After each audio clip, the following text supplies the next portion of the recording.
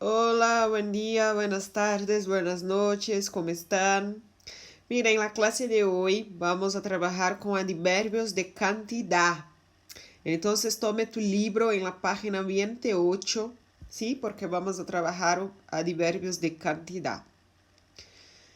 Gente, desculpa pela voz, mas é porque hoje eu tô com o nariz bem entupido. E aí tá uma voz esquisita e eu tô tendo que falar pausado, beleza? Mas isso daí a gente supera.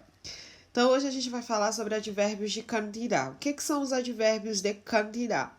São os advérbios, são as palavras que vão abordar quantidades, sejam elas quantidades palpáveis ou não, tá bom? Em língua portuguesa a gente tem um conteúdo muito próximo a esse, que também atende por esse nome de advérbios de quantidade. E aí em advérbios a gente tem muitas informações, né? Advérbios de quantidade, advérbios de comparação e por aí vai. Então vamos começar aqui. Apenas. Apenas no sentido de escassamente. Hace apenas um mês que Ana iniciou as classes de pintura, pero já produce belíssimos quadros. Bastante. Bastante, cantidad suficiente. El cuadro es bastante expresivo, seguro que les va a agradar a todos. Casi. Aproximadamente. La escultura está casi terminada. Demasiado. Demasiado é um advérbio que aparece muito, né? Por que ele aparece muito? Porque ele está no sentido de excessivamente. Então, esse lienzo é lindo, pero é demasiado caro. Em excesso, em grande quantidade. O mas já é um conhecido nosso, né? Em maior medida.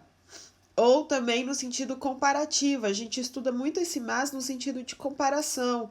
Então, tenho mais bolígrafos que usted. Então, tenho mais bolígrafos no sentido de comparar, de ter uma quantidade maior. O menos também aparece bastante, muito, igualzinho à língua portuguesa, também no sentido comparativo, em menor medida. O mu e o mute a gente vai deixar para o final, beleza? Então, vamos lá. Nada, em nenhuma medida. Pouco, em pequena medida. Tan.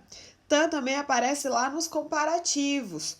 Beleza? Semelhante a outra medida. O tanto também. Tan e tanto.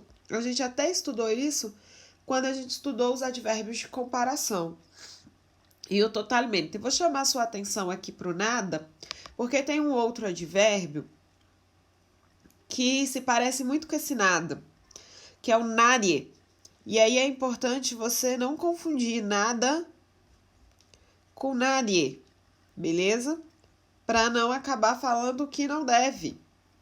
Então, o nada é o que a gente viu lá. É o advérbio de cantidad.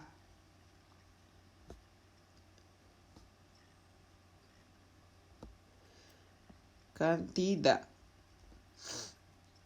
No hay nada para ti.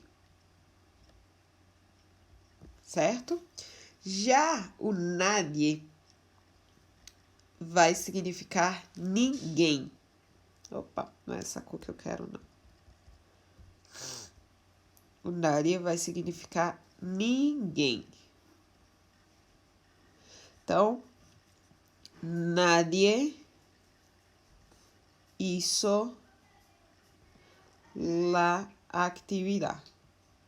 Meu Deus do céu, que letra feia. Nadie hizo la actividad. Então, observe que são duas coisas diferentes, beleza? Para você não acabar confundindo nadie com nada e vice-versa. Então, muito cuidado na hora que for usar essas duas palavras para não acabar fazendo confusão. Então, nada é advérbio de quantidade, expressa nada, vazio. Nadie significa ninguém. Não tem ninguém aqui. Ninguém fez a atividade. Beleza? Vamos voltar aqui porque a gente vai falar na página 29 do uso de muy mucho. O muy mucho talvez seja o advérbio de quantidade, de cantidad, que a gente mais use e com o qual a gente mais trabalha. É importante você saber que muy mucho no português significa muito, tá bom? Então, não interessa aí, não é que não interessa, mas é porque muita gente se apega à tradução e acha que mucho tem um significado e que muy tem outro. Só que muy mucho em língua portuguesa significa muito, tá bom? Então não tem diferença de significado aqui. Qual é a diferença? É a diferença do uso, beleza? É isso que você precisa ficar atento, porque mucho eu vou usar para uma determinada situação e muy eu vou usar para outra situação, que é o que a gente vai ver aqui no livro. Então, você tem aqui, ó, o mucho e suas variações, você usa com substantivo. Então, se você tem um substantivo, porque aí o substantivo a gente tem feminino, masculino, singular e plural, você precisa concordar esse substantivo com o mucho. Então, vai ser mucha gente, mucho dinheiro, muchas personas, muchos coches.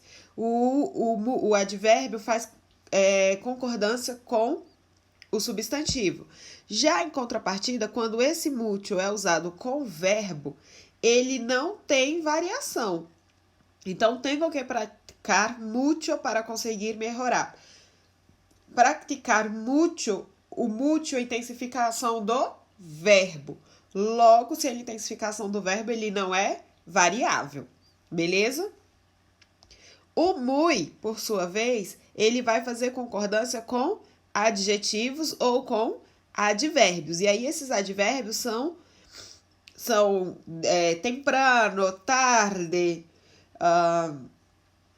são esses advérbios aí, com exceção dos advérbios de comparação, beleza? Quando ele tá aí com advérbios de comparação. Então, mucho mais ou mucho menos, tá bom? Sempre que for esses advérbios de comparação mais e menos, você tem que usar a forma mucho. Todos os outros você pode usar muy. Então, é essa a regra principal, certo? Vamos só fazer um esqueminha aqui. No show me aqui. Vamos aqui. Então, vamos lá. Você tem aí o mucho. Mucho tem variação para feminino e masculino, singular e plural, sempre que ele tiver acompanhado de um substantivo. Muito bem. Então, se você tiver um substantivo, ele faz concordância. Já, por sua vez, se ele estiver intensificando a ação do verbo, ele não tem variação. Então, vai permanecer mucho. E o muy vai fazer concordância com adjetivo e advérbio. Lembrando que é invariável. Não tem variação. Certo, crianças? Tudo tranquilo? Esse conteúdo é bem tranquilo. Façam os exercícios que seguem a página 29 e a gente corrige na nossa aula síncrona. Eita, quase que não sai. Então é isso, gente. Beijo pra vocês. Até mais.